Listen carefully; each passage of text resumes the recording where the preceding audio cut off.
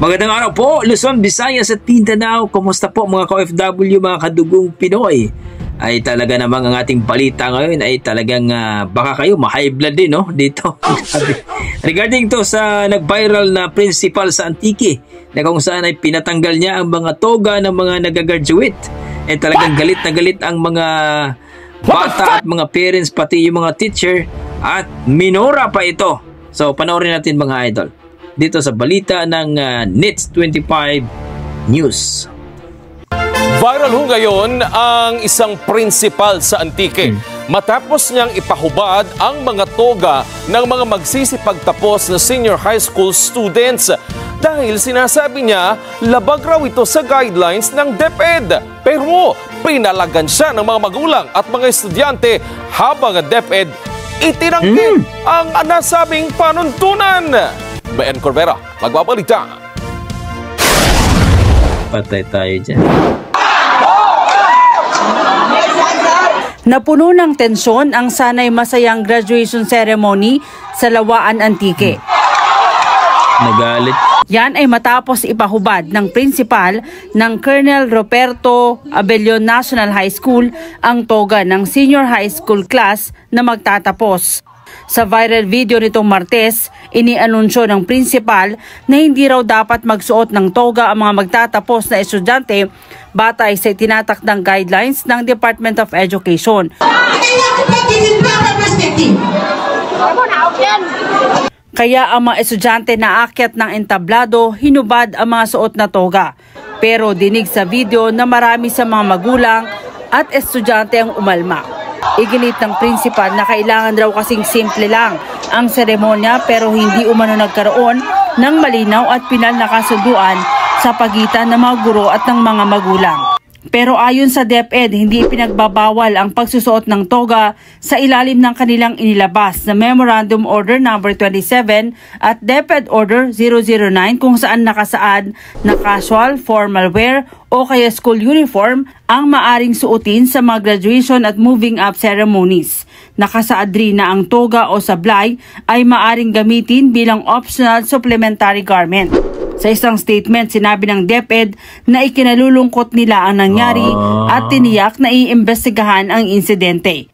Inatasan naman ng DepEd ang mga opisyal ng eskwelahan na magpatupad ng highest standards of professionalism at compassion sa ipinatutupad ng mga patakaran, dapat ding igalang ang karapatan at dignidad ng bawat mag-aaral.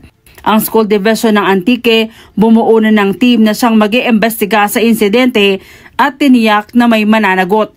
Nangako rin itong bibigyan ng psychological support ang mga apektadong estudyante at napahiya sa naturang graduation ceremony.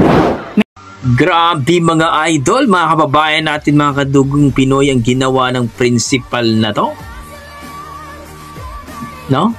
Nakakabuisit ang ganitong pangyayari na ito na yung sinasabi natin, moment na ng parents at anak, no, nag-graduate, ilang taon nilang tinaguyod ang kanilang anak, no?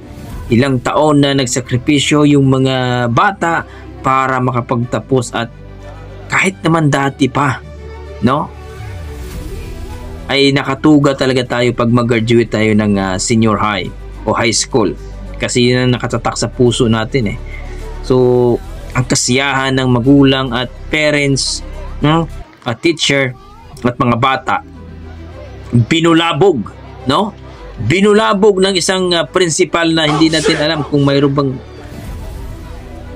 atang ano to eh, no? Hindi natin alam kung mayroong problema sa utak nito eh.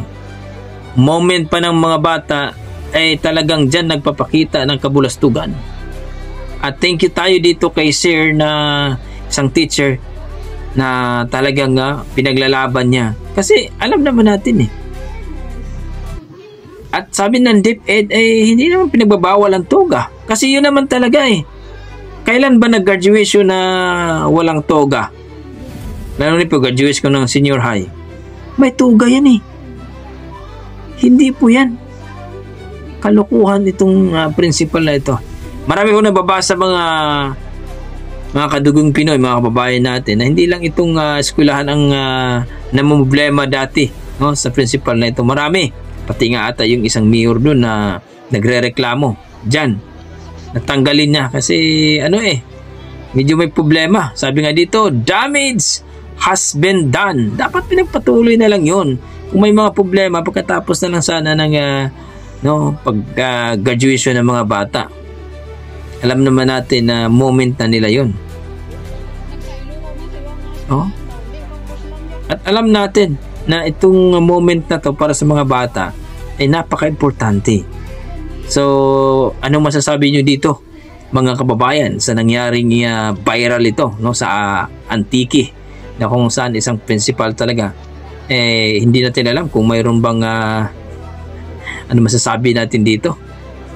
At namura pa ito, at talagang galit na galit yung mga bata at parents dito So please don't forget to like and subscribe dito sa Net25 News and Information, mga kababayan, sa kanilang balita. Okay, galit po at ingat po kayo lagi at babu.